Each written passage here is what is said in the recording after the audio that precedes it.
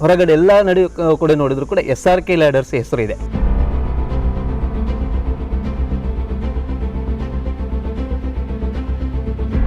ಮರ ಹತ್ತಲಿಕ್ಕೆ, ಮದ್ದು ಬಿಡಲಿಕ್ಕೆ ಅಥವಾ ಬೋರ್ಡೋ ಸ್ಪ್ರೇ ಮಾಡಲಿಕ್ಕೆ ಕೆಲಸಕ್ಕೆ ಜನ ಇಲ್ಲದೇ ಇದ್ದಾಗ ಆಲೋಚನೆಗೆ ಬಂದಂತಹ ಒಂದು ವಿಷಯ ಇದು. ಅನ್ವೇಷಣೆ ಅಂತ ಯಾಕೆ ಹೇಳ್ತೇವೆ ಅಂದರೆ, ಏನೋ ಒಂದು ನಾವು ವಿನ್ಯಾಸವನ್ನು ಮಾಡಿದಾಗ ಅದು ಯಾವುದಕ್ಕೂ ಸಾಧ್ಯವಿಲ್ಲದಂತಹ ಒಂದು ವಿನ್ಯಾಸ. ನನ್ನ ವಯಸ್ಸು ಆವಾಗ 23 ವರ್ಷ.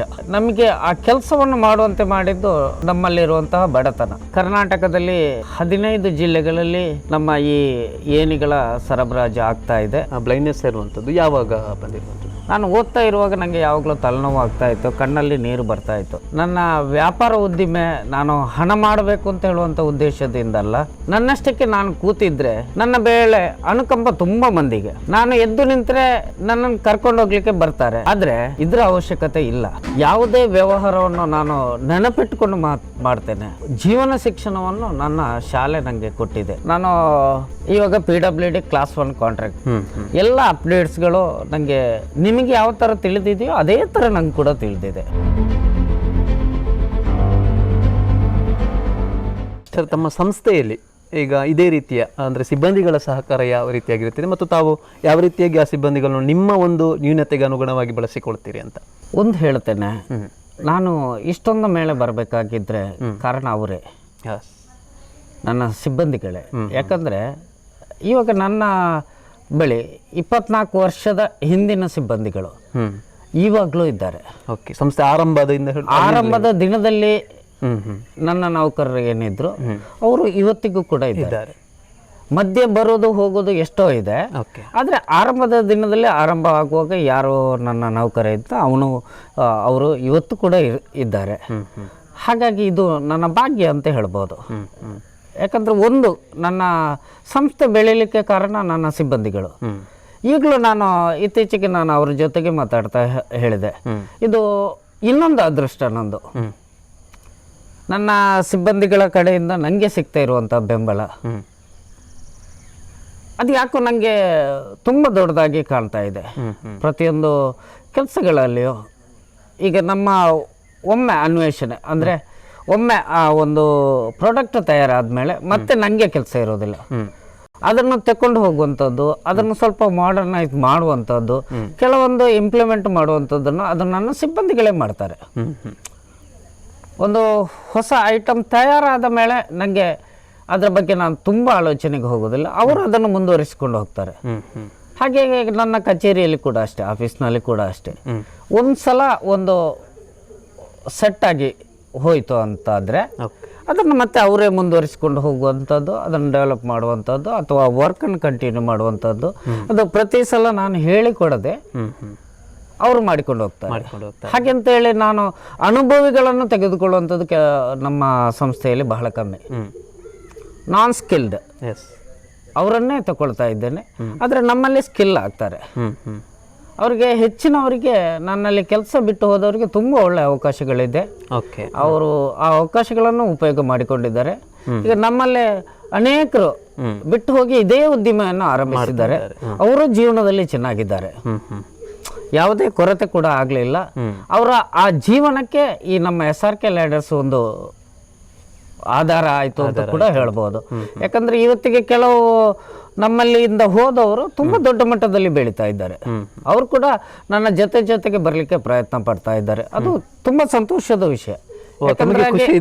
ಹೌದು, ಈಗ ನಮ್ಮ ಸಿಬ್ಬಂದಿಗಳಲ್ಲದೆ ಅವರು ಏನು ಎಷ್ಟು ಮಂದಿಗೆ ಉದ್ಯೋಗ ಕೊಡ್ತಾರ ಅದು ಕೂಡ ನಮಗೆ ಗೇನ್. ಹೌದು, ಒಂದು ಕ್ರೆಡಿಟ್ ಇಂಡೈರೆಕ್ಟ್ ಜಾಬ್ ಕ್ರಿಯೇಷನ್. ನಮ್ಮಿಂದಾಗಿ ಅವರಿಂದಾಗಿ ಅವರ ಸಿಬ್ಬಂದಿಗಳು, ಹಾಗೆ ಇಂಡೈರೆಕ್ಟ್ ಆಗಿ ಜಾಬ್ ಕ್ರಿಯೇಷನ್ ಆಗ್ತದೆ. ಅದು ಈಗ ನಾವೇ ಒಂದು ಆಲೋಚನೆ ಮಾಡುವಾಗ ಸಾವಿರಾರು ಜನರು ಇದರಲ್ಲಿ ತೊಡಗಿಸ್ಕೊಂಡಿದ್ದಾರೆ. ಏನಿಂತ ಹೇಳುವಂಥದ್ದು ವ್ಯಾಪ್ತಿ ಚಿಕ್ಕದಾಗಿಲ್ಲ. ನಾವು ತಿಳ್ಕೊಂಡ ಮಟ್ಟಿಗೆ ಏನೇ ಇರ್ತದೆ ಅಷ್ಟೇ ಇರ್ತದೆ. ಅದರ ವ್ಯಾಪ್ತಿ ಯಾರಿಗೂ ಅದರ ಬಗ್ಗೆ ಅರಿವಿಲ್ಲ. ಆದರೆ ಈ ವ್ಯಾಪ್ತಿ ತುಂಬ ದೊಡ್ಡದಾಗಿದೆ. ಈಗ ನಾಡಿದಿನ ನಮ್ಮ ಕಾರ್ಯಕ್ರಮಕ್ಕೆ ಎಲ್ಲ ನನ್ನ ಏಣಿ ಮಾಡುವವರು ಅಂದರೆ ಸಣ್ಣ ಸಣ್ಣದಾಗಿ ಸಣ್ಣ ಪುಟ್ಟದಾಗಿ ದೊಡ್ಡ ಮಟ್ಟದವರೆಗೆ ಎಲ್ಲ ಏಣಿ ಮಾಡುವವರನ್ನು ನಾನು ನನ್ನ ಸಮಾರಂಭಕ್ಕೆ ಆಹ್ವಾನಿಸಿದ್ದೀರಿ. ಆಮಂತ್ರಿಸ್ತಿದ್ದೇನೆ. ಸಾಧ್ಯವಾದಷ್ಟು ಮಟ್ಟಿಗೆ ಅವರನ್ನು ಆಹ್ವಾನ ಕೊಡ್ತಾ ಇದ್ದೇನೆ. ಹಾಗೆ ಮೀಡಿಯಾ ಮುಖಾಂತರ ಕೂಡ ನಾನು ಕೇಳಿಕೊಳ್ತೇನೆ ಅವರಿಗೆ ಆಮಂತ್ರಣ ಎಲ್ಲಾದರೂ ಅಪ್ಪಿತಪ್ಪಿ ನನ್ನ ಕೈ ತಪ್ಪಿ ಸಿಗದೆ ಹೋಗಿದ್ರು ಅವರು ಖಂಡಿತ ನನ್ನ ಈ ಕಾರ್ಯಕ್ರಮಕ್ಕೆ ಬರಬೇಕು ಅಂತ ಅವರನ್ನು ಈ ಮೂಲಕ ಕೂಡ ಆಮಂತ್ರಿಸ್ತಾ ಇದ್ದೇನೆ. ತಮ್ಮ ಒಂದು ಉದಾರ ಮನಸ್ಸದು. ಆದರೆ ಎಷ್ಟೋ ಮಂದಿ ಈ ರೀತಿಯಲ್ಲಿ ಆಲೋಚಿಸುವುದಿಲ್ಲ. ತಮ್ಮಿಂದ ಬಿಟ್ಟು ಹೋಗಿ ಇನ್ನೊಂದು ಅದೇ ರೀತಿಯಲ್ಲಿ ಉದ್ದಿಮೆ ಆರಂಭಿಸಿದರೆ ಅದು ತಮಗೆ ಸವಾಲು ಅಥವಾ ಒಂಥರ ಸ್ಪರ್ಧೆಯಾಗಿ ಅದನ್ನು ತೆಗೆದುಕೊಳ್ತಾರೆ. ಬಟ್ ನೀವು ಅದನ್ನು ಸ್ಪರ್ಧೆಯಾಗಿ ತಗೊಳ್ತಿರಲಿಲ್ಲ, ಅವರಿಗೊಂದು ಪ್ರೋತ್ಸಾಹವಾಗಿ ನೀವು ಪ್ರೇರಣೆ ಕೊಡ್ತಾ ಇದ್ದೀರಿ ಅನ್ನುವಂಥದ್ದು.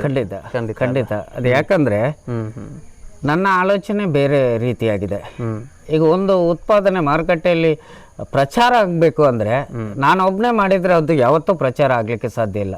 ನನ್ನಂತೆ ನನ್ನ ಸುತ್ತ 10 ಮಂದಿ ಮಾಡಿದಾಗ ಅದು ಬೇಗನೆ ಪ್ರಚಾರ ಆಗ್ತದೆ, ನನಗೂ ವ್ಯಾಪಾರ ಆಗ್ತದೆ, ನನ್ನ ಉದ್ದಿಮೆ ಬೆಳೀತದೆ, ಅವರು ಕೂಡ ಅವರ ಉದ್ದಿಮೆಯನ್ನು ಬೆಳೆಸ್ಕೊಳ್ಳಿಕ್ಕೆ ಅದು ಒಳ್ಳೆ ಒಂದು ಯೋಜನೆ ಕೂಡ ಆಗ್ತದೆ. ಸರ್, ಎಲ್ಲ ಕಡೆಯೂ ಕೂಡ ವರ್ಕರ್ಸ್ ತಮಗೆ ಒಳ್ಳೆಯ ಬಾಸ್ ಬೇಕು, ಒಳ್ಳೆಯ ದಣಿ ಇರಬೇಕು, ಒಳ್ಳೆಯ ಯಜಮಾನರು ಇರಬೇಕು ಅಂತ ಭಾವಿಸ್ತಾರೆ. ಅದರ ಜೊತೆಗೆ ತಾವು ತಮ್ಮ ಸಂಸ್ಥೆಯಲ್ಲಿ ನೋಡಿದರೆ ತಮಗೆ ತಾವೇ ಹೇಳ್ತಾ ಇದ್ದೀರಾ, ನನಗೆ ಒಳ್ಳೆಯ ವರ್ಕರ್ಸ್ ಸಿಗ್ತಿದ್ರು, ನಾನು ಅದೃಷ್ಟವಂತ ಅಂತ ಹೇಳ್ಕೊಳ್ತಿದ್ದೀರಾ. ಬಹುಶಃ ತಮ್ಮ ವರ್ಕರ್ಸ್ಗಳಿಗೆ ನಿಮ್ಮ ಸಂಸ್ಥೆಯಲ್ಲಿ ಯಾವ ರೀತಿಯಾಗಿ ಎಲ್ಲ ಒಂದು ವಾರ್ಷಿಕವಾಗಿ ನೋಡಿದರೆ ಕಾರ್ಯಕ್ರಮಗಳಾಗಿರ್ಬೋದು, ಚಟುವಟಿಕೆಗಳಾಗಿರ್ಬೋದು ತುಂಬ ಆಯೋಜಿಸ್ತಾ ಇದ್ದೀರಾ, ಹೇಗೆ ಇದನ್ನು ಮಾಡ್ತಾ ಇದ್ದೀರಾ ಅಂತ? ನಾನು ಏನು ಅವರಿಂದ ಅಥವಾ ಸಮಾಜದಿಂದ ಏನು ಪಡ್ಕೊಳ್ತಾ ಇದ್ದೇನೆ ಅಥವಾ ನನ್ನ ಗ್ರಾಹಕರಿಂದ ನನ್ನ ಸಾಮಗ್ರಿ ಖರೀದಿಯಿಂದ ನನಗೆ ಏನು ಲಾಭ ಬರ್ತಾ ಇದೆ ಒಂದಷ್ಟನ್ನು ಅವರೊಟ್ಟಿಗೂ ನಾನು ಹಂಚಿಕೊಳ್ತಾ ಇದ್ದೇನೆ. ಒಂದಷ್ಟು ಸಮಾಜಕ್ಕೆ ಕೊಟ್ಟುಕೊಂಡು, ಒಂದಷ್ಟು ನನ್ನ ಸಿಬ್ಬಂದಿ ವರ್ಗಕ್ಕೆ ಕೊಟ್ಟುಕೊಂಡು, ಒಂದಷ್ಟು ನಾನು ಪಡ್ಕೊಳ್ತಾ ಇದ್ದೇನೆ. ಎಲ್ಲವೂ ಜೊತೆಯಾಗಿ ಹೋಗುವಾಗ ನಾವು ಎಲ್ಲರೂ ಒಂದೇ ರೀತಿಯಾಗಿ ಕಾಣ್ತೇವೆ ನನಗೆ.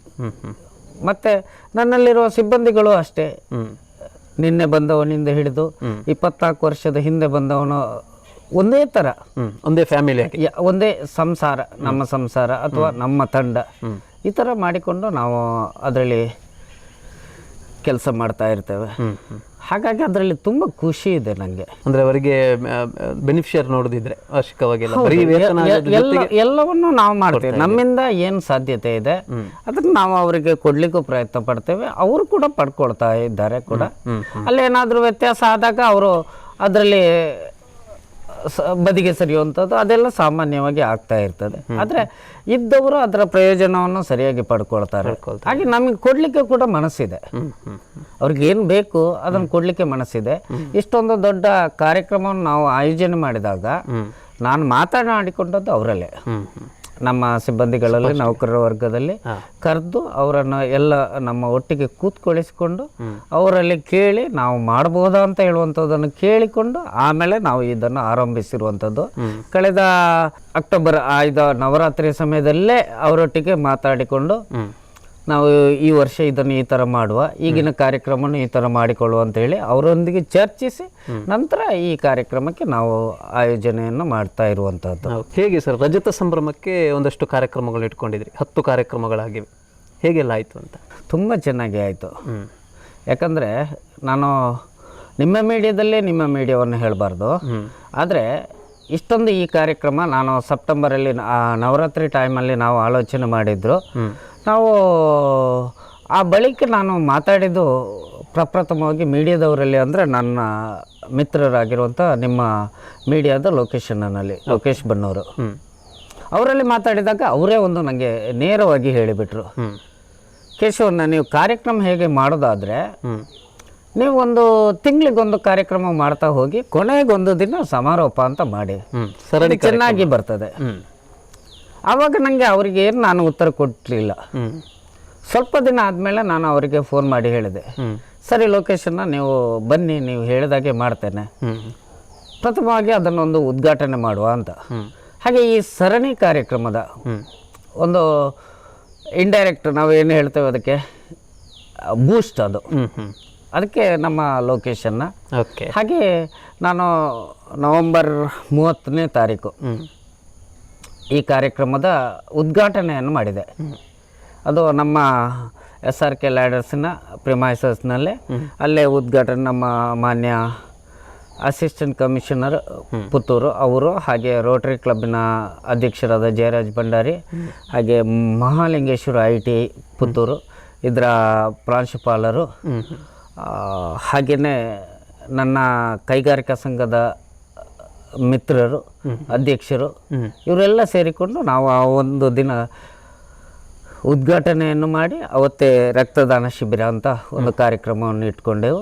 ಅದರಲ್ಲಿ ಸುಮಾರು 45 ಜನ ರಕ್ತವನ್ನು ಕೊಡುವ ಮುಖಾಂತರ ಆ ಒಂದು ಉತ್ತಮ ಚಾಲನೆಯನ್ನು ಅವತ್ತು ನಮಗೆ ದೊರಕಿತ್ತು. ನಂತರ ಇನ್ನೂ 9 ಕಾರ್ಯಕ್ರಮಗಳು, ಪ್ರತಿಯೊಂದು ಕಾರ್ಯಕ್ರಮಗಳು ಕೂಡ ಹಂತ ಹಂತವಾಗಿ ತುಂಬ ಚೆನ್ನಾಗಿ ನಮಗೆ ಅದರಲ್ಲಿ ಚೆನ್ನಾಗಿದೆ, ದೊಡ್ಡ ಜನ ಸೇರಿದ್ದಾರೆ ಅಂತಲ್ಲ, ನಮಗೆ ತೃಪ್ತಿ ಇದೆ. ಯಾಕಂದರೆ ನಾವು ಅದರಲ್ಲಿ ಸಮಾಜಕ್ಕೆ ಏನನ್ನಾದರೂ ಕೊಡ್ಬೋದು ಅಂತ ಹೇಳುವಂಥ ಆಲೋಚನೆ ಇಟ್ಕೊಂಡು ಮಾಡಿದ್ದೇವೆ. ಅದೆಲ್ಲವೂ ನಮಗೆ ಯಶಸ್ವಿ ಆಗಿದೆ ಅಂತ ಹೇಳಿಕೊಳ್ಳಿಕ್ಕೆ ಹೆಮ್ಮೆ ಆಗ್ತಾ ಇದೆ. ಬಹುಶಃ ಈ ಒಂದು ಕಾರ್ಯಕ್ರಮಗಳಲ್ಲಿ ನೋಡುವಾಗಲೂ ಕೂಡ ಅದೊಂದು ಸಾಮಾಜಿಕ ಚಿಂತನೆಯನ್ನು ಹೊಂದಿರುವಂಥದ್ದು ಮತ್ತು ಸಮಾಜಮುಖಿ ಆಗಿರಬೇಕು ಅಂತ. ತಾವು ಉದ್ಯಮದಲ್ಲಿದ್ದರು ಅಥವಾ ಕೆಲವೊಂದು ಉದ್ಯಮ ಕ್ಷೇತ್ರದಲ್ಲಿ ಇರ್ತಾರೆ, ತಾವೇನು ಕಾರ್ಯಕ್ರಮ ಮಾಡಿದ್ರು ಅದರ ಹಿಂದೆ ಒಂದು ಅವರಿಗೆ ಅದೊಂದು ಉದ್ಯಮದ ಗಿಮಿಕ್ ಅಂತ ಇರ್ತದೆ, ತಾವು ಪ್ರಚಾರಕ್ಕೆ ಹೋಗಬೇಕು ಅನ್ನುವಂಥದ್ದು. ಬಟ್ ನಿಮ್ಮ ಕಾರ್ಯಕ್ರಮಗಳು ಹಾಗೆ ಕಾಣ್ತಾ ಇಲ್ಲ. ಹೆಚ್ಚಿನದಾಗಿ ಅಲ್ಲಿ ಬಹುಮುಖವಾಗಿ ಸಮಾಜಕ್ಕೆ ಅದು ಒಳಿತಾಗಬೇಕೇನೋ, ತಮ್ಮ ಮನಸ್ಸು ಕೂಡ ಅದೇ ರೀತಿ ಇದೆ, ತಾವು ಮಾಡಿದಂಥ ಕಾರ್ಯಕ್ರಮಗಳು ಕೂಡ ಅದೇ ರೀತಿ ಇರುವಂಥದ್ದು, ಸಾಮಾಜಿಕವಾಗಿ ಪ್ರಯೋಜನ ಆಗಬೇಕೆನ್ನುವಂಥದ್ದು. ಬಹುಶಃ ಇದು ಮಾತ್ರ ಅಲ್ಲದೆ ತಮ್ಮ ಜೀವನದಲ್ಲಿ ಸಾಮಾಜಿಕವಾಗಿ ಇತರ ಸಂಘ ಸಂಸ್ಥೆಗಳಲ್ಲೂ ಕೂಡ ತಾವು ತೊಡಗಿಸಿಕೊಂಡಿದ್ದೀರಿ. ಅನೇಕ ಕಡೆ ತಮ್ಮ ಉದ್ಯಮದಿಂದ ತಾವೇ ಹೇಳಿದ ರೀತಿಯಲ್ಲಿ ಕೆರೆಯ ನೀರನ್ನು ಕೆರೆಗೆ ಚೆಲ್ಲಿ ಅನ್ನೋ ಹಾಗೆ ಸಮಾಜಕ್ಕೆ ಒಂದಷ್ಟು ಅಂಶವನ್ನು ತಾವು ಅರ್ಪಿಸ್ತಾ ಇದ್ದೀರಾ. ಹೇಗೆ ಯಾವೆಲ್ಲ ಸಾಮಾಜಿಕ ಕಾರ್ಯಗಳಲ್ಲಿ ತಾವು ತೊಡಗಿಸಿಕೊಂಡಿದ್ದೀರಿ ಅನ್ನೋದು? ನಾನು ನನ್ನ ಉದ್ದಿಮೆ ಆರಂಭ ಅದು 1999ರಲ್ಲಿ. ಅಲ್ಲಿಂದ 2015ರ ತನಕ ನಾನು ಸಾಧಾರಣ ಯಾವುದೇ ಸಾಮಾಜಿಕ ಚಟುವಟಿಕೆಗಳಲ್ಲಿ ನಾನು ಅಷ್ಟಾಗಿ ತೊಡಗಿಸಿಕೊಂಡಿಲ್ಲ. ಕಾರಣ ನನಗೆ ಮಾಡೋ ಕೆಲಸ, ನನಗೆ ಬಿಡುವಿಲ್ಲದ ಕೆಲಸ ನನ್ನ ಉದ್ದಿಮೆಯಲ್ಲೇ ಇತ್ತು. ಹೌದು, ನಾನು ತುಂಬ ಇನ್ವಾಲ್ವ್ ಆಗಿದ್ದೆ, ತೊಡಗಿಸ್ಕೊಂಡಿದ್ದೆ ನಾನು. ಹಾಗಾಗಿ ಸಾಮಾಜಿಕವಾಗಿ ನನಗೆ ತೊಡಗಿಸ್ಕೊಳ್ಳಿಕ್ಕೆ ಸಾಧ್ಯ ಆಗಲಿಲ್ಲ. ನಂತರ 2015ರ ನಂತರದ ದಿನಗಳಲ್ಲಿ ನನಗೆ ಅನಿಸಿದ್ದು, ಇನ್ನು ನನ್ನ ಉದ್ದಿಮೆಯೊಂದಿಗೆ ನಾನು ಸಮಾಜಕ್ಕೆ ಏನಾದರೂ ಕೊಡಬೇಕು ಅಥವಾ ಸಮಾಜದ ಪರವಾಗಿ ನಾನೇನಾದರೂ ಕೆಲಸ ಮಾಡಬೇಕು ಅಂತ. ಹಾಗೆ ನಾನು ಹಲವು ಸಂಘ ಸಂಸ್ಥೆಗಳ ಮುಖಾಂತರ ಅಲ್ಲ, ಪ್ರಪ್ರಥಮವಾಗಿ ಶೈಕ್ಷಣಿಕವಾಗಿ ನನಗೊಂದು ಆಸೆ ಇದೆ. ನಾನು ಬಡತನದಿಂದ ಬಂದವ, ಹಾಗಾಗಿ ಬಡತನದಲ್ಲಿ ಶಿಕ್ಷಣಕ್ಕೆ ಎಷ್ಟು ಕಷ್ಟ ಇದೆ ಅಂತ ನಂಗೆ ಗೊತ್ತಿತ್ತು. ಹಾಗೆ ಈ ಶಿಕ್ಷಣಕ್ಕೆ ಒತ್ತು ಕೊಟ್ಟು ನಾನು ಶಿಕ್ಷಣಕ್ಕೆ ಕಷ್ಟ ಆಗುವವರಿಗೆ ನಾನು ಸಹಕಾರವನ್ನು ಕೊಡ್ತಾ ಬಂದೆ. ಸಾಮಾಜಿಕವಾಗಿ ನಾನು ಅಲ್ಲಿ ಗುರುತಿಸ್ಕೊಳ್ತಾ ಬಂದೆ. ಯಾರಿಗೆ ಸಾಧ್ಯತೆ ಇಲ್ವೋ, ಬಡತನ ಇದೆಯೋ ಅಂತಹ ಬಡ ವಿದ್ಯಾರ್ಥಿಗಳಿಗೆ ಅವರಿಗೆ ಒಂದಷ್ಟು ನನ್ನಿಂದ ಆಗುವಂಥ ಸಹಕಾರ. ಹಾಗೆ ಕೆಲವು ಕಡೆ ಹೋಗಿ ನಾನು ಸಭೆಗಳಲ್ಲಿ ಮಾತಾಡ್ತೇನೆ. ಕೆಲವೊಂದು ವಿದ್ಯಾರ್ಥಿಗಳಿಗೆ ಹಿಂಜರಿಕೆ ಇದೆ ಅಥವಾ ಕೀಳರಿಮೆ ಇದೆ. ನಾವು ಕನ್ನಡ ಮಾಧ್ಯಮದಲ್ಲಿ ಓದ್ತಾ ಇದ್ದೇವೆ ಅಥವಾ ನಾವು ಬಡತನದಲ್ಲಿದ್ದೇವೆ, ಇಂತಹ ಒಂದು ಕೀಳರಿಮೆ ಅಥವಾ ಹಿಂಜರಿಕೆ ಇರ್ತದೆ. ಅಂಥ ಕಡೆ ಹೋಗಿ ನಾನು ಮಾತಾಡ್ತೇನೆ. ಅವರಿಗೆ ಯಾವುದೇ ರೀತಿಯ ಕೀಳರಿಮೆ ಬೇಡ ಅಥವಾ ಹಿಂಜರಿಕೆಗಳು ಬೇಡ. ನಾನು ಕೂಡ ನಿಮ್ಮದೇ ಥರ ಓದಿ ಬಂದವನು, ನಾನು ಇವಾಗ ಹೀಗಿದ್ದೇನೆ. ಇದರಿಂದ ಕೆಲವರಿಗೆ ನನಗೆ ತಿಳಿದ ಮಟ್ಟಿಗೆ ಕೆಲವರಿಗೆ ಪ್ರೇರಣೆ ಸಿಕ್ಕಿದೆ ಅಂತ, ನನಗೆ ಮೋಟಿವೇಶನ್ ಸಿಕ್ಕಿದೆ ಅಂತ ಅನಿಸ್ತದೆ. ಹಾಗೆ ಕೆಲವೊಂದು ನಂತರದ ದಿನಗಳಲ್ಲಿ ಕೆಲವೊಂದು ಸಂಘ ಸಂಸ್ಥೆಗಳಲ್ಲಿ ಆಗಿರ್ಬೋದು, ಇನ್ನಿತರ ಚಟುವಟಿಕೆಗಳಲ್ಲಿ ನಾನು ತೊಡಗಿಸ್ಕೊಳ್ತಾ ಇದ್ದೇನೆ. ಒಂದೊಮ್ಮೆ ತುಂಬ ಕೆಲಸ ಮಾಡ್ತಾಯಿದ್ದೆ ಹೊರಗಡೆ, ಸಮಾಜಕ್ಕಾಗಿ ಸ್ವಲ್ಪ ಕೆಲಸ ಮಾಡ್ತಾಯಿದ್ದೆ. ಆಮೇಲೆ ಕೊರೋನಾ ಬಂದಾಗ ಸ್ವಲ್ಪ ಕಷ್ಟ ಆಯಿತು. ಅದನ್ನು ನನ್ನ ಆಪ್ತ ಮಿತ್ರರು ಅಂದರೆ ಬಾಲ್ಯ ಮಿತ್ರರು, ನನ್ನ ಕ್ಲಾಸ್ಮೇಟ್ಸ್ ಅಂತ ಒಂದು ಗ್ರೂಪ್ಗಳ ಮುಖಾಂತರ, ಆ ಗ್ರೂಪ್ಗಳನ್ನೆಲ್ಲ ಮನೆಯಲ್ಲೇ ಇರುವಾಗ ನಾನು ಕೊರೋನಾದ ಸಮಯದಲ್ಲಿ ನನ್ನ ಮಗ ನನ್ನ ಜೊತೆಗಿದ್ದ, ಅವನು ಈ ಗ್ರೂಪ್ಗಳನ್ನು ಮಾಡಿಕೊಡ್ತಾ ಇದ್ದ. ಆ ಹೊತ್ತಿನಲ್ಲಿ ನಾನು ಅವರನ್ನೆಲ್ಲ ಕಾಂಟ್ಯಾಕ್ಟ್ ಮಾಡಿ, ಅವರಿಗೆ ಕರೆ ಮಾಡಿ, ಯಾರಾದರೂ ಇಲ್ಲಿ ಸಮಸ್ಯೆ ಇದ್ದವರು ನಮ್ಮ ಪುತ್ತೂರು ಆಗಿರ್ಬೋದು, ಆಸುಪಾಸು ಎಲ್ಲಾದರೂ ಯಾರಿಗಾದರೂ ಅಥವಾ ಬ್ಯಾಂಗ್ಳೂರಲ್ಲೇ ಯಾರಿಗಾದರೂ ಈ ಕೊರೋನಾ ಸಮಯದಲ್ಲಿ ತೊಂದರೆ ಆಗಿದ್ದರೆ ನನ್ನ ಮಿತ್ರರು ಎಲ್ಲೆಲ್ಲ ಇದ್ದಾರೆ, ಅಲ್ಲಿಂದ ಅವರಿಗೆ ಸಹಕಾರ ಕೊಡುವಂಥ ಇದನ್ನು ಬೆಳೆಸ್ಕೊಂಡೆ. ಹಾಗೆ ನನ್ನ ಮಿತ್ರರು ಕೂಡ ಅದರಲ್ಲಿ ತುಂಬ ಚೆನ್ನಾಗಿ ತೊಡಗಿಸ್ಕೊಂಡ್ರು. ತುಂಬ ಒಳ್ಳೆ ಕೆಲಸಗಳನ್ನು ನಾವು ಮಾಡಿದೆವು. ವಿದ್ಯಾಭ್ಯಾಸ, ಶಿಕ್ಷಣ ಆಗಿರ್ಬೋದು, ಆರೋಗ್ಯ ಆಗಿರ್ಬೋದು, ಈ ಥರ ಮುಖಾಂತರ ನಾನು ಸ್ವಲ್ಪ ಕೆಲಸವನ್ನು ಮಾಡಿದ್ದೇನೆ. ಅದು ನಾನೊಬ್ಬನೇ ಮಾಡಲಿಲ್ಲ. ಯಾಕಂದರೆ ಕೆಲವೊಮ್ಮೆ ಹೇಳಿಕೊಳ್ಳುವಾಗ ತಪ್ಪಾಗ್ತದೆ. ನಾನೊಬ್ಬನೇ ಮಾಡಿ ಎಲ್ಲವನ್ನು ಮಾಡಿದ್ದಲ್ಲ. ನನಗೆ ಬೆಂಬಲ ಅಷ್ಟೊಂದು ಇದ್ದಿದ್ದರಿಂದ ನನಗೆ ಇದನ್ನೆಲ್ಲ ಮಾಡಲಿಕ್ಕೆ ಸಾಧ್ಯ ಆಯಿತು. ಅದ್ರ ಜೊತೆಗೆ ಸ್ಥಳೀಯವಾಗಿರುವಂಥ ದೇವಸ್ಥಾನಕ್ಕೆ ಆಗಿರ್ಬೋದು, ದೇವಸ್ಥಾನಕ್ಕೆ ಸ್ಥಳೀಯವಾಗಿ ಅದು ಯಾಕಂದರೆ ನಾವು ಏನು ಮಾಡಿದ್ದೇವೋ ಅಷ್ಟೊಂದು ನಾವು ತೋರಿಸ್ಕೊಳ್ಳೋದು ಸರಿಯಲ್ಲ. ನಾವು ಇನ್ನೂ ಕೂಡ ನಿರಂತರವಾಗಿ ಕೆಲಸ ಮಾಡಲಿಕ್ಕೆ ಸಿದ್ಧರಿದ್ದೇವೆ. ನಮಗೇನಾದರೂ ಅವಕಾಶಗಳು ಸಿಕ್ಕಿದ್ರೆ ನಾವು ಕೆಲಸ ಖಂಡಿತ ಮಾಡ್ತೇವೆ. ಮುಂದಕ್ಕೂ ಕೂಡ ನಾನು ಮಾಡ್ತೇನೆ. ಯಾಕಂದರೆ ಡಿಸಬಿಲಿಟಿ, ನಾನು ಒಮ್ಮೆ ಹೇಳಿದೆ, ನಾನೇನಾದರೂ ಸೈಡ್ ಲೈನ್ ಆದರೆ ಮತ್ತೆ ಸೈಡ್ ಲೈನ್ ಆಗಿಯೇ ಬಿಡ್ತೇನೆ. ನಾನು ಗುರುತಿಸ್ಕೊಳ್ತಾ ಹೋದರೆ ನನ್ನ ಕೆಲಸಗಳು, ನನಗೆ ಸ್ಟ್ರೆಸ್ಗಳು ಜಾಸ್ತಿ ಆದರೆ ಅದನ್ನು ನಾನು ಮಾಡ್ತಾ ಹೋಗ್ತೇನೆ. ಒತ್ತಡಗಳು ಜಾಸ್ತಿ ಆದಷ್ಟು ನಾನು ಕೆಲಸ ಕೂಡ ಜಾಸ್ತಿ ಮಾಡ್ತೇನೆ. ಅದರ ಜೊತೆಗೆ ತಾವು ಸಮಾಜದಲ್ಲಿ ಒಂದಷ್ಟು ಆರ್ಥಿಕವಾಗಿ ಜನರು ಕೂಡ ಮುಂದೆ ಬರಬೇಕು ಅಂತ ಹೇಳೋ ದೃಷ್ಟಿಯಿಂದ ಕಡಬದಲ್ಲಿ ಸ್ಪಂದನ ಸಹಕಾರ ಸಂಘವನ್ನು ಕೂಡ ಅದರ ಒಂದು ಸ್ಥಾಪನೆ ಕೂಡ ತಾವು ಕೂಡ ಒಬ್ಬರು ಕಾರಣೀಕರ್ತರು ಅಂತ. ಹೌದು, ಅದು ನಾನು ಕಾರಣೀಕರ್ತ ಆಗಿರ್ಬೋದು. ಆದರೆ ಅದಕ್ಕೆ ನನ್ನನ್ನು ತಗೊಂಡು ಹೋದವರೇ ಅಲ್ಲಿ ಅಧ್ಯಕ್ಷರು. ಅವರು ಆ ರೀತಿಯಾಗಿ ಬೆಂಬಲ ಕೊಟ್ಟು ಸಮಾಜಕ್ಕೆ ಈ ಥರ ನಿಮ್ಮಿಂದ ಒಂದು ಕೆಲಸ ಆಗಬೇಕು ಅಂತ ಹೇಳಿ ಅವರು ಮಾಡಿಸಿದ್ರಿಂದ ನಾನು ಮಾಡಿದ್ದೇನೆ. ಅದರಲ್ಲಿ ನಂದು ಅಂತ ಹೇಳಿ ಹೇಳಿಕೊಳ್ಳುವಂಥದ್ದು ಏನಿಲ್ಲ. ಮತ್ತು ಸಮಾಜ ಬಾಂಧವರು ಆಗಿರ್ಬೋದು, ಅವರ ಒಂದು ಏನು ಆಸೆಗಳು ಅಥವಾ ಅವರು ನಂಗೆ ಕೊಟ್ಟಿರೋ ಬೆಂಬಲಗಳು, ಪ್ರೋತ್ಸಾಹಗಳು ಎಲ್ಲವೂ ಸೇರಿ ನಾನು ಕೆಲಸ ಮಾಡಿದಾಗೆ ಕಾಣ್ತದೆ. ಆದರೆ ಇದರೆಲ್ಲರದ ಹಿಂದೆ ಅವರೇ ಇದ್ದಾರೆ. ನನ್ನ ಮುಖಾಂತರ ಅವರು ಮಾಡಿಸ್ತಾ ಇದ್ದಾರೆ. ಅದು ತುಂಬ ಸಂತೋಷ ಇದೆ ನನಗೆ. ಯಾಕಂದರೆ ಅವರೆಲ್ಲ ನನ್ನ ಜೊತೆಗಿದ್ದಾರೆ ಅಂತ ಹೇಳುವಂಥ ಒಂದು ವಿಶ್ವಾಸ, ಅದರಿಂದಾಗಿ ನನಗೆ ತುಂಬ ಸಂತೋಷ ಆಗ್ತಾ ಇದೆ ಅಂಥ ಕೆಲಸ ಮಾಡಲಿಕ್ಕೆ. ಅವರಿಂದಾಗಿ ನಾನು ಮಾಡ್ತಾ ಇದ್ದೇನಲ್ಲ ಅಂತ ಹೇಳುವಂಥ ಖುಷಿ ಕೂಡ ಇದೆ. ನೀವು ಹೇಳಿದ್ರಿ ನನ್ನ ಇಲ್ಲಿ ಆಸುಪಾಸಿನ ದೇವಸ್ಥಾನ, ಕಲ್ಯಾಣ ಮಂಟಪ, ಅದರ ಒಂದು ನಿರ್ಮಾಣದ ಕಾರ್ಯ. ಯಾಕಂದರೆ ಅವರು ಅವಕಾಶ ಕೊಟ್ಟ ಕಾರಣ ನನಗೆ ಮಾಡಲಿಕ್ಕೆ ಆಯಿತು. ಅವರೇನಾದರೂ ಅವಕಾಶ ಕೊಟ್ಟಿಲ್ಲ, ಈ ಊರಿನವರು ನನ್ನನ್ನೇನು ಅಕ್ಸೆಪ್ಟ್ ಮಾಡಿಲ್ಲ, ಹಾಗಿದ್ರೆ ನಾನು ಏನೂ ಮಾಡಲಿಕ್ಕೆ ಆಗ್ತಿರ್ಲಿಲ್ಲ, ಸಾಧ್ಯನೇ ಇರಲಿಲ್ಲ. ಆದರೆ ಅವರು ನನಗೆ ಅವಕಾಶ ಕೊಟ್ಟರು, ಬೆಂಬಲ ಕೊಟ್ಟರು, ಪ್ರೋತ್ಸಾಹ ಕೊಟ್ಟರು. ಹಾಗಾಗಿ ನಾನು ಮಾಡಲಿಕ್ಕೆ ಸಾಧ್ಯವಾಯಿತು. ಅದಕ್ಕೆ ಕಾರಣ ಅಲ್ಲಿಯ ವ್ಯವಸ್ಥಾಪನಾ ಸಮಿತಿಯವರು ಆಗಿರ್ಬೋದು, ಅದರ ಅಧ್ಯಕ್ಷರು ಹಾಗೂ ಎಲ್ಲ ಪದಾಧಿಕಾರಿಗಳು ಆಗಿರ್ಬೋದು, ಮುಖ್ಯವಾಗಿ ಊರಿನ ಜನ. ನಾನು ಏನು ಮಾಡಿದ್ರು ಅದಕ್ಕೊಂದು ತಪ್ಪು ನ್ಯೂನತೆಗಳನ್ನು ಕಂಡು ಹುಡುಕದೆ ನನಗೆ ಬೆಂಬಲವಾಗಿ ನಿಂತರು. ಅದರಿಂದಾಗಿ ನಾನು ಮಾಡಲಿಕ್ಕಾಯ್ತು. ಅಲ್ಲಿ ನನ್ನದೇನು ನನಗೆ ಕಾಣ್ತಾ ಇಲ್ಲ, ಅವರಿಂದಾಗಿ ನಾನು ಮಾಡಿದೆ ಅಷ್ಟೇ. ಅದರಲ್ಲಿ ಸಂತೃಪ್ತಿ ಇದೆ.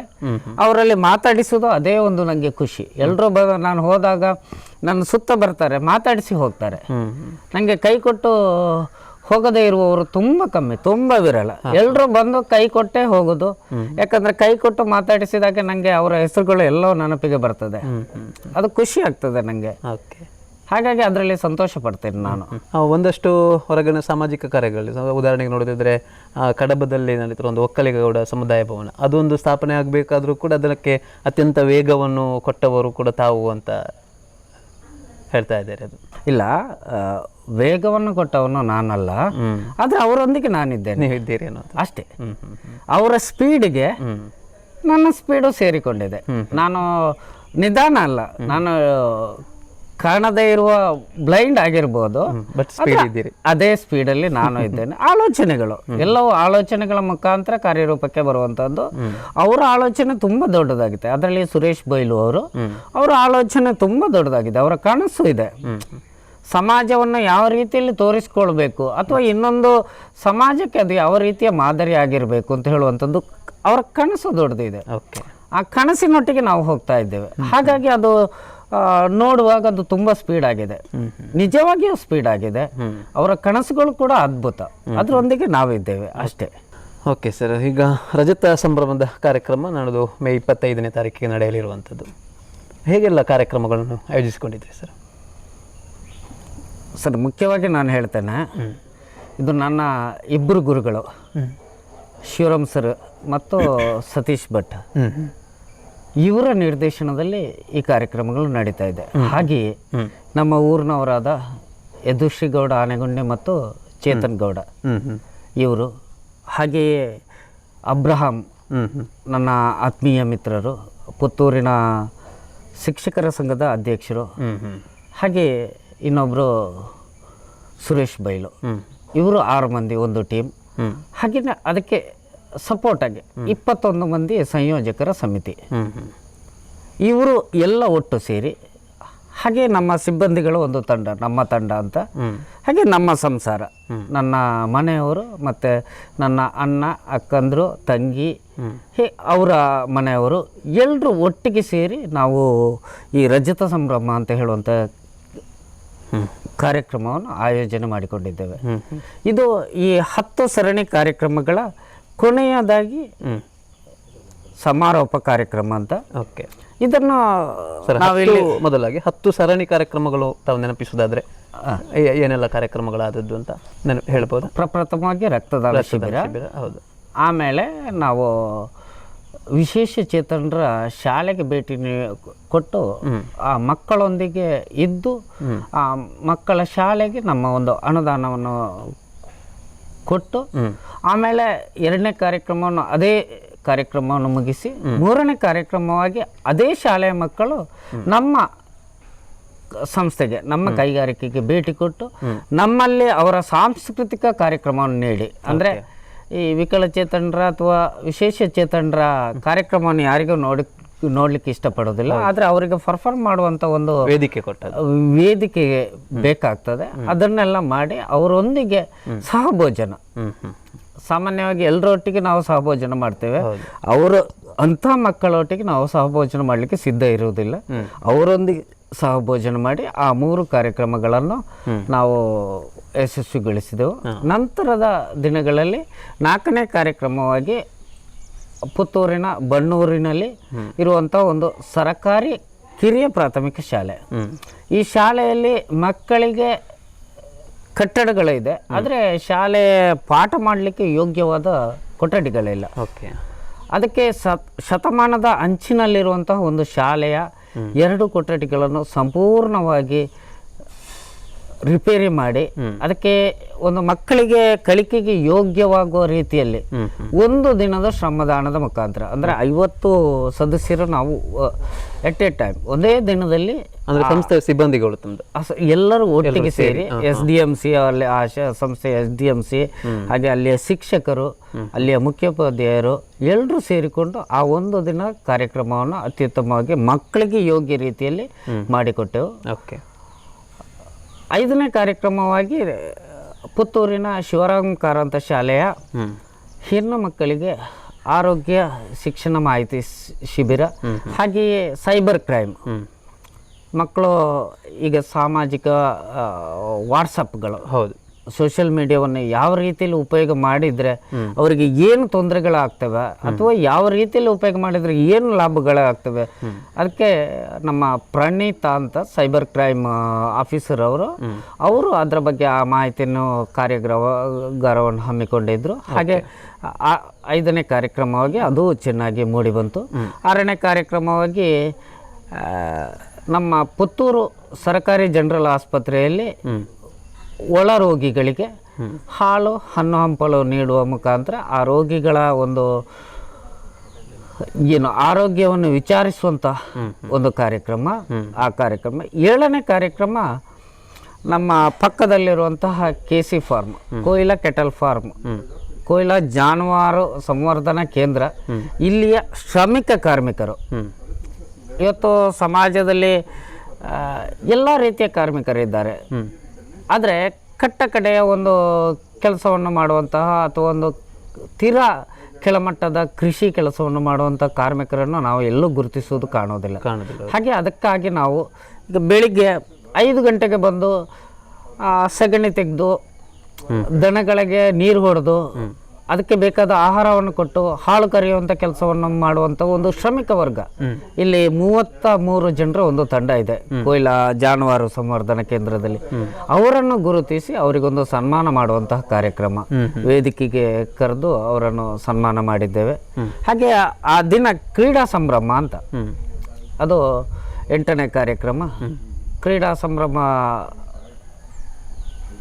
ನಮ್ಮ ಎಲ್ಲ SRKಯ ಎಲ್ಲ ಸಿಬ್ಬಂದಿಗಳಿಗೂ ಒಂದು ದಿನದ ಕ್ರೀಡಾಕೂಟವನ್ನು ಆಯೋಜಿಸಿ ಅದನ್ನು ಯಶಸ್ವಿಗೊಳಿಸಿ 9ನೇ ಕಾರ್ಯಕ್ರಮವಾಗಿ ಬೆಳ್ಳಾರೆಯ ಬಾಳಿಲ ವಿದ್ಯಾಬೋಧಿನಿ ಪ್ರೌಢಶಾಲೆಯಲ್ಲಿ ಕೃಷಿ ವಿಚಾರ ಸಂಕಿರಣ ಅಂತ, ಇದು ನಮ್ಮ ರಾಮಕೃಷ್ಣ ಭಟ್ ಕುರುಬುಡೇಲು ಇವರ ನೇತೃತ್ವದಲ್ಲಿ ನಡೆದಿರುವಂಥದ್ದು ಕೃಷಿ ವಿಚಾರ ಸಂಕಿರಣ.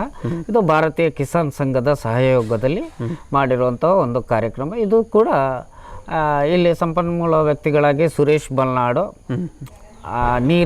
ಕೃಷಿಯಲ್ಲಿ ನೀರಿನ ಬಳಕೆ, ಹಾಗೆ ಇನ್ನೊಬ್ಬರು ಸಂಪನ್ಮೂಲ ವ್ಯಕ್ತಿಗಳು ಅಜಿತ್ ಪ್ರಸಾದ್ ರೈ ಅಂತ ದಾರಂದ ಕುಕ್ಕು, ಅವರು ಕೃಷಿಯಲ್ಲಿ ಅಡಿಕೆ ಕೃಷಿಯಲ್ಲಿ ಇತರ ವಾಣಿಜ್ಯ ಬೆಳೆಗಳು ಇದರ ಬಗ್ಗೆ ಸಂಪನ್ಮೂಲ ವ್ಯಕ್ತಿಗಳಿಗೆ ತುಂಬ ಚೆನ್ನಾಗಿ ಆ ಕಾರ್ಯಕ್ರಮ ಮೂಡಿ ಬಂತು. ಹಾಗೆಯೇ ಕೊನೆಯದಾಗಿ ನಿನ್ನೆ ರಾತ್ರಿ ದಿನ ಶ್ರೀ ಸದಾಶಿವ ಮಹಾಗಣಪತಿ ದೇವಸ್ಥಾನ ಆತೂರು ಕೊಯ್ಲಾ, ಇಲ್ಲಿ 10ನೇ ತರಗತಿ ಮತ್ತು PUCನಲ್ಲಿ ಕಳೆಯುತ್ತಿರುವಂಥ ವಿದ್ಯಾರ್ಥಿಗಳು ಎಕ್ಸಾಮ್ ಮುಗಿದು ಇತ್ತೀಚೆಗೆ ಫಲಿತಾಂಶಗಳು ಬಂದಿದೆ. ಹಾಗೆ ಅದರಲ್ಲಿ ಹೆಚ್ಚು ಅಂಕಗಳನ್ನು ಪಡೆದುಕೊಂಡವರಿಗೆ ಒಂದು ಸನ್ಮಾನಿಸುವುದರ ಮುಖಾಂತರ, ಹಾಗೆ ಕೊಯ್ಲಾ ಗ್ರಾಮದಲ್ಲಿ 10ನೇ ತರಗತಿಯಲ್ಲಿ ಪರೀಕ್ಷೆ ಬರೆದಂಥ ಪ್ರತಿಯೊಬ್ಬ ವಿದ್ಯಾರ್ಥಿಗೂ ಕರೆದು ಆ ದೇವಸ್ಥಾನದಲ್ಲಿ ಒಂದು ದೇವರ ಸಮ್ಮುಖದಲ್ಲಿ ಸನ್ಮಾನ ಮಾಡುವಂಥ ಕೆಲಸವನ್ನು ಮಾಡಿದ್ದೇವೆ. ಯಾಕಂದರೆ ಹೆಚ್ಚಿನವರು ಬಡತನದಿಂದ ಶಿಕ್ಷಣವನ್ನು ಪಡಿತಾ ಇದ್ದಾರೆ.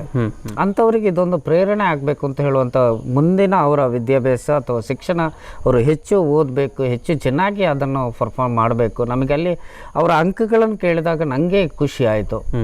ಅಂತಹ ಒಂದು ಒಳ್ಳೆಯ ಅಂಕಗಳನ್ನು ಪಡೆದುಕೊಂಡಂಥ ವಿದ್ಯಾರ್ಥಿಗಳು ನಮ್ಮ ಊರಿನಲ್ಲಿದ್ದಾರೆ. ಹಾಗೆ ಅವರು ಮಾತನಾಡುವಂಥ ರೀತಿ, ಫಸ್ಟ್ ಅಪ್ರೋಚ್ ಅಂತ ಹೇಳ್ತೇವೆ, ಅದೆಲ್ಲ ತುಂಬ ಚೆನ್ನಾಗಿದೆ. ಅಂಥವರಿಗೆ ಇದೆಲ್ಲ ಪ್ರೇರಣೆ ಆಗಲಿ ಅಂತ ಹೇಳಿ ಅದು 10ನೇ ಕಾರ್ಯಕ್ರಮವಾಗಿ ನಿನ್ನೆ ರಾತ್ರಿ ಮುಗಿದಿದೆ.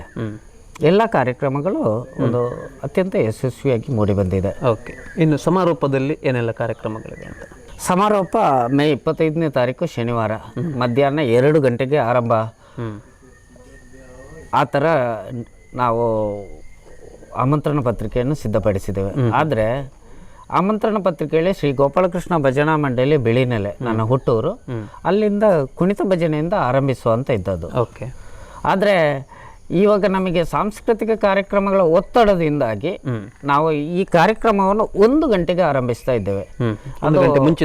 1 ಗಂಟೆ ಮುಂಚಿತವಾಗಿ ಆರಂಭಿಸ್ತಾ ಇದ್ದೇವೆ. ಯಾಕಂದರೆ ಕೊಯ್ಲಾ ಶ್ರೀ ಸದಾಶಿವ ಮಹಾಗಣಪತಿ ದೇವಸ್ಥಾನದ ಆಸುಪಾಸಿನ ಭಜನಾ ಮಂಡಳಿಗಳು, ಮಹಿಳಾ ಭಜನಾ ಮಂಡಳಿಗಳು ಇದರ ಜೊತೆಗೆ ಸೇರಿಕೊಂಡು 1 ಗಂಟೆ ಮುಂಚಿತವಾಗಿ ಆರಂಭಿಸಿ, ನಂತರ ಶ್ರೀ ಶಬರಿ ಚೆಂಡೆ ಮಂಗಳೂರು ಇವರಿಂದ ವಿಶೇಷ ಚೆಂಡೆ ಪ್ರದರ್ಶನ, ಹಾಗೆ ಸಂಜೆ ಹೊತ್ತಿಗೆ ಹಾಸ್ಯ ರಸ ಸಂಜೆ ರಿಚರ್ಡ್ ಲೂಯಿಸ್ ಮತ್ತು ಬಳಗದವರಿಂದ, ಮತ್ತೆ ಸಭಾ ಕಾರ್ಯಕ್ರಮ, ವಿಶೇಷ ಪುತ್ತೂರಿನ ಬಿಡಿನ ಅದರ ಮಾದರಿಯಲ್ಲಿ ಒಂದು ಚಿಕ್ಕದಾಗಿ ವಿಶೇಷ ಬಿಡಿ ಪ್ರದರ್ಶನ, ಸುಡುಮದ್ದಿನ ಪ್ರದರ್ಶನ, ನಂತರ ನಮ್ಮ ಜಿ ಕನ್ನಡ ವಾಹಿನಿಯ ಸರಿಗಮಪ ಖ್ಯಾತಿಯ ಪ್ರಜ್ಞಾ ಮರಾಠೆ ಮತ್ತು ಸಮನ್ವಯ ರೈ ಇವರಿಂದ ಸುಗಮ ಸಂಗೀತ, ಅದರ ಜೊತೆಗೆ ನಮ್ಮ ಸ್ಥಳೀಯ ಅಂದರೆ ಮಂಗಳೂರು ವ್ಯಾಪ್ತಿಯ ಕಲಾವಿದರು ಹಾಡುಗಾರರಿಂದ ಸುಗಮ ಸಂಗೀತ ರಸಮಂಜರಿ,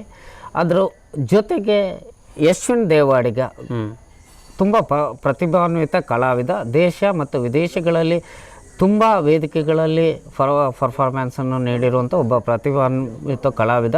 ಇವರ ತಂಡದಿಂದ ಒಂದು ಉತ್ತಮವಾದ ನೃತ್ಯ ಪ್ರದರ್ಶನ ಕೂಡ ನಡೀಲಿಕ್ಕಿದೆ. ಹಾಗೆಯೇ ಸೌಮ್ಯ ಉಜಿರೆ ಇವರ ತಂಡದಿಂದ ಮೋಹಿನಿ ಅಟ್ಟಂ ಕಥಕ್ ಡ್ಯಾನ್ಸ್ಗಳು ನಡೀಲಿಕ್ಕಿದೆ. ರಾತ್ರಿ ಕೊನೆಯದಾಗಿ ತುಳು ಯಕ್ಷತೆಲಿಕೆ ದಿನೇಶ್ ಕೊಡಪದವು ಮತ್ತು ಅವರ ತಂಡ, ದಿನೇಶ್ ರೈ ಕಡಬ, ಪ್ರಜ್ವಲ್ ಗುರುವಾಯನಿಕೆರೆ, ಧೀರಜ್ ರೈ ಸಂಪಾಜೆ, ನೆಕ್ಕರೆಮೂಳೆ ಗಣೇಶ್ ಭಟ್ ಮತ್ತು ರೋಹಿತ್ ಹುಚ್ಚಿಲ ಮುಂತಾದವರ ಒಂದು ಹಾಸ್ಯ ಕಲಾವಿದರ ಒಂದು ಸಹಯೋಗದೊಂದಿಗೆ ಒಂದು ಹಾಸ್ಯ ರಸ ಸಂಜೆ ಯಕ್ಷತಳಿ ತುಳು ಯಕ್ಷತಳಿಕೆ ಈ ಕಾರ್ಯಕ್ರಮ ಕೂಡ ಅಂತಿಮವಾಗಿ ನಡೆಯಲಿಕ್ಕಿದೆ. ಇದರ ಮಧ್ಯೆ ನಾವು ಸಂಜೆ ಹೊತ್ತು 3 ಗಂಟೆಯಿಂದ 6 ಗಂಟೆ ಸುಮಾರಿಗೆವರೆಗೆ ವಿಶೇಷ ಉಪಹಾರಗಳನ್ನು ಇಟ್ಟುಕೊಂಡಿದ್ದೇವೆ. ರಾತ್ರಿ ಹೊತ್ತಿಗೆ ವಿಶೇಷ ಸಹಭೋಜನ ವ್ಯವಸ್ಥೆಯನ್ನು ನಾವು ಇಲ್ಲಿ ಆಯೋಜಿಸಿದ್ದೇವೆ. ಇದೆಲ್ಲ ನಮ್ಮ ಒಂದು ಕಾರ್ಯಕ್ರಮದಲ್ಲಿ ಸಾಧಾರಣ ಎಷ್ಟು ಮಂದಿ ಪಾರ್ಟಿಸಿಪೇಟ್ ಮಾಡ್ಬೋದು ಅಂತ ನಿರೀಕ್ಷೆ ಇದೆ? 5,000ಕ್ಕಿಂತ ಮಿಕ್ಕಿನಂಗೆ ನಿರೀಕ್ಷೆ ಇದೆ. ಈಗಾಗಲೇ ಆಮಂತ್ರಣ ಪತ್ರಿಕೆಯನ್ನು ಕೊಡ್ತಾ ಇರುವಾಗ ಅದಕ್ಕಿಂತ ಜಾಸ್ತಿ ಜನಸಂದಣಿ ಬರ್ಬೋದು ಅಂತ ನಿರೀಕ್ಷೆ ಇದೆ. ಹಾಗಾಗಿ ಅದಕ್ಕೆ ಬೇಕಾದಂಥ ಪೂರಕ ವ್ಯವಸ್ಥೆಗಳನ್ನು ಪಾರ್ಕಿಂಗ್ ಆಗಿರ್ಬೋದು, ವೇದಿಕೆಗಳಾಗಿರ್ಬೋದು, ಸಭಾಂಗಣ ಆಗಿರ್ಬೋದು ಎಲ್ಲವನ್ನು ಸಿದ್ಧಪಡಿಸ್ತಾ ಇದ್ದೇವೆ. ನಮ್ಮ ಸಂಯೋಜಕ ತಂಡದಿಂದ ಅದಕ್ಕೆಲ್ಲ ಸಂಪೂರ್ಣ ಸಹಕಾರ ಬೆಂಬಲವನ್ನು ಕೊಡ್ತಾ ಅದನ್ನು ಈಗ ನಾಡಿದ್ದು 20ನೇ ತಾರೀಕಿಗೆ ಸಂಪೂರ್ಣ ಅದು ರಚನೆ ಆಗ್ತದೆ. ಅಂದರೆ ಕೆಲವೊಂದು ಸಂಸ್ಥೆಯವರು ತಮ್ಮಂಥ ಉದ್ಯಮ ಕ್ಷೇತ್ರದವರು ಇಂತಹ ರಜತ ಸಂಭ್ರಮ ಮಾಡಬೇಕಾದ್ರೆ ಭಾಳ ಸರಳವಾಗಿ ಸಿಂಪಲ್ ಆಗಿ ಮಾಡ್ತಾರೆ. ಒಂದಷ್ಟು ಸನ್ಮಾನವ ತಗುರಿಸು ಸಭಾ ಕಾರ್ಯಕ್ರಮ ನಡೆಸಿ ಅಲ್ಲಿಗೆ ಮುಗಿಸ್ತಾರೆ. ಬಟ್ ತಾವು ಒಂದಷ್ಟು ಸಾಂಸ್ಕೃತಿಕ ಚಟುವಟಿಕೆಗಳನ್ನ ಹೆಚ್ಚಾಗಿ ಇಲ್ಲಿ ಆಯೋಜಿಸಿಕೊಂಡಿದ್ದೀರಿ. ಏನು ಇದರ ಉದ್ದೇಶ ಅಂತ? ನಾನು ನಮ್ಮ ತಂಡ, ನಮ್ಮ SRK ಸಿಬ್ಬಂದಿಗಳು, ಹಾಗೆ ಸಂಯೋಜಕರು, ಹಾಗೆ ನಮ್ಮ ಮನೆಯವರು ಎಲ್ಲರೂ ಕೂತು ನಿರ್ಧಾರ ಮಾಡಿರುವಂಥದ್ದು. ಇಲ್ಲಿ ಏನಂದರೆ ನಾವು ಗುರುತಿಸ್ಕೊಳ್ಬೇಕು ಅಂತಲ್ಲ, ನಾವು ಮೊದಲಾಗಿ ಗುರುತಿಸ್ಕೊಂಡಿದ್ದೇವೆ. ನಾವು ಇದರಿಂದ ಒಂದು ಸಂಭ್ರಮಾಚರಣೆಯನ್ನು ಮಾಡುವ ಅಂತ. ಇದು ನಮ್ಮ ಸಾಧನೆ ಅಲ್ಲ, ಸಾಧನೆಯ ಸಮಾವೇಶ ಅಲ್ಲ, ನಮ್ಮ ಬೆನ್ನು ತಟ್ಟುವಂತಹ ಕಾರ್ಯಕ್ರಮವನ್ನು ನಾವು ಮಾಡಿಕೊಳ್ತಾ ಇಲ್ಲ. ಇಲ್ಲಿ ನಾವು ಇಷ್ಟುದ್ದ ಜರ್ನಿ ಅಂದರೆ ನಮ್ಮ ಇಷ್ಟುದ್ದದ ಪಯಣಕ್ಕೆ ಸಹಕರಿಸಿದವರು ಅಂದರೆ ನಮ್ಮ ಗ್ರಾಹಕರು ಇರ್ಬೋದು, ಸರಬರಾಜುದಾರರು ಇರ್ಬೋದು, ಪೂರೈಕೆದಾರರು ಇರ್ಬೋದು, ಹಾಗೆ ನನ್ನ ಮಿತ್ರರು ಇರ್ಬೋದು, ಹಿತೈಷಿಗಳಿರ್ಬೋದು, ಹಾಗೆಯೇ ನಮ್ಮ ತಂಡಗಳಿರ್ಬೋದು, SRK ಸಿಬ್ಬಂದಿಗಳಿರ್ಬೋದು, ಪ್ರತಿಯೊಬ್ಬರಿಗೂ ಒಂದು ನಾವು ಕೃತಜ್ಞತೆ ಮತ್ತು ಅಭಿನಂದನೆಯನ್ನು ಸಲ್ಲಿಸಬೇಕು. ನಮ್ಮನ್ನು ಇಲ್ಲಿವರೆಗೆ ನೀವು ತೆಗೆದುಕೊಂಡು ಬಂದಿದ್ದೀರಾ, ಮುಂದಕ್ಕೂ ಕೂಡ ನಮಗೆ ನಿರಂತರ ನಿಮ್ಮ ಬೆಂಬಲ ಕೊಡಬೇಕು ಅಂತ ಹೇಳುವಂಥ ಒಂದು ಉದ್ದೇಶಕ್ಕೆ ಬೇಕಾಗಿ ಇಂಥ ಒಂದು ದೊಡ್ಡ ಕಾರ್ಯಕ್ರಮದ ಆಲೋಚನೆಯನ್ನು ನಮ್ಮ ತಂಡದಿಂದ ಮಾಡಿಕೊಂಡಿದ್ದೇವೆ. ನಮ್ಮೆಲ್ಲ ಸಂಯೋಜಕ ಮಿತ್ರರು ಕೂಡ ಅದೇ ರೀತಿಯ ಅಪೇಕ್ಷೆಯನ್ನು ಹೊಂದಿರೋದ್ರಿಂದ ನಾವು ಇಂಥ ಒಂದು ಸಾಂಸ್ಕೃತಿಕ ಕಾರ್ಯಕ್ರಮವನ್ನು ಹೆಚ್ಚಾಗಿ ಮಾಡಿ ಅವರಿಗೊಂದು ಎಂಟರ್ಟೈನ್ಮೆಂಟ್ ಕೊಟ್ಟು ಅವರಿಗೊಂದು ಅಭಿನಂದನೆಯನ್ನು ಸಲ್ಲಿಸಬೇಕು ಅಂತ ಹೇಳುವಂಥದ್ದು ನಮ್ಮ ಮುಖ್ಯವಾದಂಥ ಉದ್ದೇಶ. ಅವರಿಗೊಂದು ಕೃತಜ್ಞತೆಯನ್ನು ಸಲ್ಲಿಸಲೇಬೇಕು. 25 ವರ್ಷಗಳು ನಿರಂತರವಾಗಿ ನಮ್ಮೊಂದಿಗಿದ್ದಾರೆ, ಅವರಿಗೆ ಕೃತಜ್ಞತೆಯನ್ನು ಸಲ್ಲಿಸಬೇಕು ಅಂತ ಹೇಳುವಂಥ ಒಂದು ಉದ್ದೇಶದಿಂದ ಈ ಅದ್ದೂರಿ ಕಾರ್ಯಕ್ರಮವನ್ನು ಇಟ್ಕೊಂಡಿದ್ದೇವೆ. ಗಣ್ಯರು ಸಭಾ ಕಾರ್ಯಕ್ರಮದಲ್ಲಿ ಯಾವೆಲ್ಲ ಗಣ್ಯರು ಭಾಗವಹಿಸಲಿಕ್ಕಿದ್ದಾರೆ? ನಮ್ಮ ಕರ್ನಾಟಕ ಸರ್ಕಾರದ ವಿಧಾನಸಭಾ ಅಧ್ಯಕ್ಷರಾಗಿರುವಂಥ ಶ್ರೀ UT ಖಾದರ್ ಅವರು ಈ ಕಾರ್ಯಕ್ರಮಕ್ಕೆ ಆಗಮಿಸಲಿಕ್ಕಿದ್ದಾರೆ. ಹಾಗೆ ನಮ್ಮ ಇಲ್ಲಿಯ ಶಾಸಕರಾಗಿರುವಂಥ ಕುಮಾರಿ ಭಾಗೀರಥಿ ಮುರುಳಿಯರವರು ಸುಳ್ಯ ವಿಧಾನಸಭಾ ಕ್ಷೇತ್ರ ಸನ್ಮಾನ್ಯ ಶಾಸಕರು ಅವರು ಆಗಮಿಸಲಿಕ್ಕಿದ್ದಾರೆ. ಹಾಗೆ ನಮ್ಮ ಪುತ್ತೂರಿನ ಶಾಸಕರಾಗಿರುವಂಥ ಸನ್ಮಾನ್ಯ ಅಶೋಕ್ ರೈ ಅವರು ಆಗಮಿಸ್ತಾರೆ. ಹಾಗೆ ನಿಕಟಪೂರ್ವ ಶಾಸಕರು ಪುತ್ತೂರು ವಿಧಾನಸಭಾ ಕ್ಷೇತ್ರ ಸಂಜೀವ ಮಠಂದವರು ಇವರು ಆಗಮಿಸಲಿಕ್ಕಿದ್ದಾರೆ.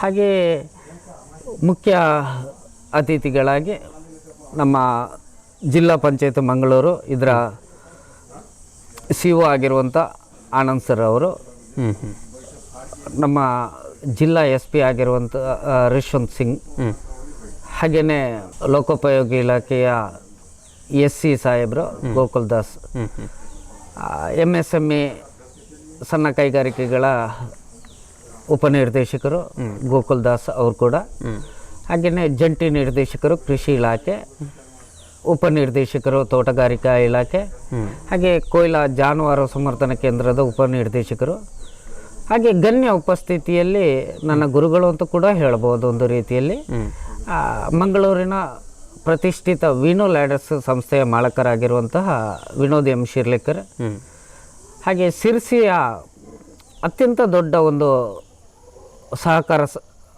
ಮಾರುಕಟ್ಟೆಯ ಶ್ರೀ ಗೋಪಾಲಕೃಷ್ಣ ವೈದ್ಯ ಅಧ್ಯಕ್ಷರು TSS ಸಿರ್ಸಿ, ಹಾಗೆಯೇ ನಮ್ಮ ಕಡಬ ತಾಲೂಕು ಒಕ್ಕಲಿಗ ಸಂಘದ ಅಧ್ಯಕ್ಷರಾಗಿರುವಂತಹ ಸುರೇಶ್ ಬೈಲು, ಹಾಗೆಯೇ ಪುತ್ತೂರಿನ ಇನ್ನೊಂದು ಪ್ರತಿಷ್ಠಿತ ಏನಿಕೆ company, ladder company, Shri Adishakti ladders Barepadi, ಇದರ ಮಾಲಕರಾಗಿರುವಂಥ ಚಂದ್ರಶೇಖರ್ ಕೆ, ಇವರು ಎಲ್ಲರೂ ಇವರ ಗಣ್ಯರ ಉಪಸ್ಥಿತಿಯಲ್ಲಿ ಸಭಾ ಕಾರ್ಯಕ್ರಮ ಹಾಗೂ ಸನ್ಮಾನ ಸಮಾರಂಭವನ್ನು ಕೂಡ ಇಟ್ಕೊಂಡಿದ್ದೇವೆ. ಇದರಲ್ಲಿ ನಾನು ನನ್ನ ಪ್ರಥಮ ಬೆಂಬಲಿಗರಾಗಿರುವಂಥ ಶ್ರೀ ಮರಿಯಪ್ಪ ಬೆಟ್ಟ, ಆಮೇಲೆ ನನಗೆ ಸ್ಥಳಾವಕಾಶವನ್ನು ಕೊಟ್ಟಂಥ ನನ್ನ ಮಾವನವರು, ಸೋದರ ಮಾವನವರು ಶ್ರೀ ರಾಮಣ್ಣಗೌಡ ತೆಂಕಿಲ, ಹಾಗೆ ನಮಗೆ ವ್ಯಾಟ್ನಲ್ಲಿ, ವ್ಯಾಲ್ಯೂ ಎಡೆಡ್ ಟ್ಯಾಕ್ಸ್ನಲ್ಲಿ ನಮ್ಮ ಇದೆಲ್ಲ ಕೃಷಿ ಉಪಕರಣಗಳಿಗೆ ಎಕ್ಸಂಪ್ಷನ್ ತೆರಿಗೆ ವಿನಾಯಿತಿಯನ್ನು ಮಾಡಿಸಿಕೊಟ್ಟಿರುವಂಥ ಶ್ರೀ ಅನಂತನಾರಾಯಣ ಬಿ, ಹಾಗೆಯೇ GST ಬಂದಾಗ ಅದರಲ್ಲಿ ಕೂಡ ತೆರಿಗೆ ವಿನಾಯಿತಿಯನ್ನು ಮಾಡಿಸಿಕೊಟ್ಟಂತಹ ಶ್ರೀ ರಾಮಕೃಷ್ಣ ಕುರುಂಬಡೇಲು, ಇವರಿಗೆಲ್ಲ ವಿಶೇಷ ಸನ್ಮಾನ. ಹಾಗೆ ನಮ್ಮ ಸಿಬ್ಬಂದಿಯ ಒಂದು ತಂಡಕ್ಕೆ, ಯಾಕಂದರೆ ಅದು ಪ್ರತಿ ವರ್ಷ ನಾವು ಒಂದೊಂದು ತಂಡಕ್ಕೆ ಸನ್ಮಾನ ಮಾಡ್ತಾ ಬರ್ತೇವೆ. ಅವರನ್ನು ಗುರುತಿಸುವಂಥ, ಅವರಿಗೊಂದು ಗೌರವಾರ್ಪಣೆ ಕೊಡುವಂಥ ಕೆಲಸವನ್ನು ಮಾಡ್ತಾ ಇದ್ದೇವೆ. ಹಾಗೆ ಈ ಬಾರಿ ಕೂಡ 1 ಅಥವಾ 2 ತಂಡಕ್ಕೆ ನಾವು ಗೌರವಾರ್ಪಣೆಯನ್ನು ನಮ್ಮ ಸಿಬ್ಬಂದಿಗಳಿಗೆ ನೀಡಲಿಕ್ಕಿದ್ದೇವೆ. ಇದು ನಮ್ಮ ಒಟ್ಟು ಈ ಸಭಾ ಕಾರ್ಯಕ್ರಮದ ರೂಪುರೇಷೆ. ಹೀಗೆ ಎಲ್ಲ ಕಾರ್ಯಕ್ರಮದ ಒಟ್ಟು ಸಂಯೋಜಕರಾಗಿ ನಮ್ಮ ಸಂಯೋಜನಾ ಸಮಿತಿಯಲ್ಲಿ ನನ್ನ ಗುರುಗಳಾಗಿರುವಂಥ, ಪ್ರೇರಕರು ಆಗಿರುವಂಥ ಶ್ರೀ ಶಿವರಾಮ್ ಏನೆಕಲ್ಲು, ಸತೀಶ್ ಭಟ್, ಹಾಗೆಯೇ ಪ್ರಮೋದ್ ಕುಮಾರ್ KK, ಚೇತನ್ ಆನೆಗುಂಡಿ, ಅಬ್ರಾಮ್ SA, ಸುರೇಶ್ ಬೈಲು, ಅಲ್ಲದೆ ನನ್ನ ಇಲ್ಲಿಯ ಕೊಯ್ಲ ಗ್ರಾಮದ ಯದುಶ್ರೀಗೌಡ ಆನೆಗುಂಡಿ, ಇವರೆಲ್ಲರ ನೇತೃತ್ವದಲ್ಲಿ ನಾವು ಈ ಕಾರ್ಯಕ್ರಮವನ್ನು ಬಹಳ ಅದ್ಧೂರಿಯಾಗಿ ಮಾಡಬೇಕು ಅಂತ ಹೇಳಿ ಒಂದು 28 ಜನರ ತಂಡವನ್ನು ಮಾಡಿಕೊಂಡಿದ್ದೇವೆ. ಬಹುಶಃ ಇವರೆಲ್ಲರ ಪ್ರೇರಣೆ ಅಥವಾ ಇವರೆಲ್ಲರ ಸಹಕಾರದಿಂದಾಗಿ ಇಷ್ಟೊಂದು ದೊಡ್ಡ ಕಾರ್ಯಕ್ರಮ ಆಯೋಜಿಸಲಿಕ್ಕೆ ನಿಮ್ಮಿಂದ ಸಾಧ್ಯ ಆಗ್ತಾ ಉಂಟು ಎನ್ನುವಂಥದ್ದು.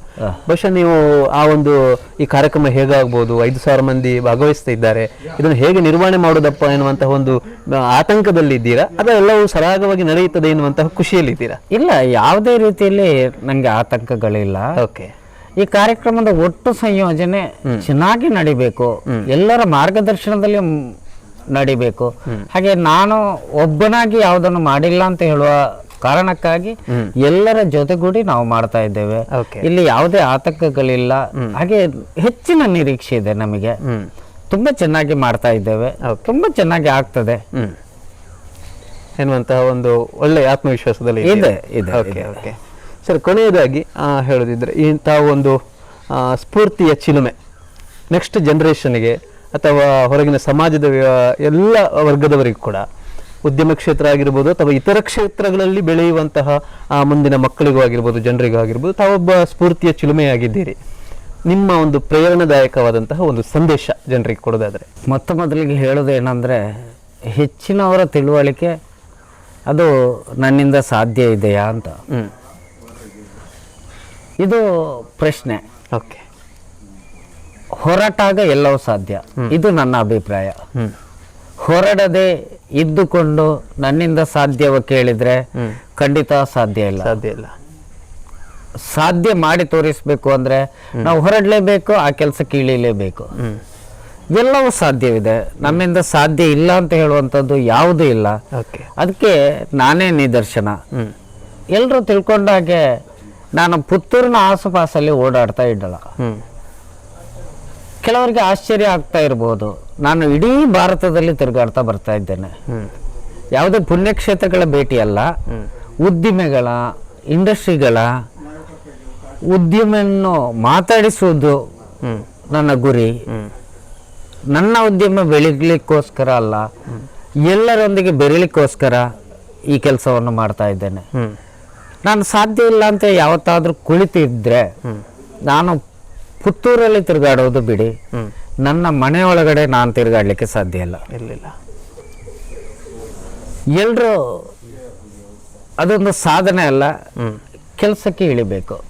ನಮ್ಮಿಂದ ಸಾಧ್ಯ ಅಂತ ಹೇಳುವಂಥದ್ದನ್ನು ನಮ್ಮೊಳಗೆ ಇದ್ರೆ ಆಯ್ತು, ನಮ್ಮ ಮೇಲೆ ನಮಗೆ ನಂಬಿಕೆ ಇದ್ರೆ ಎಲ್ಲವನ್ನ ಮಾಡುವಂತ ಸಾಧ್ಯತೆ ಇದೆ.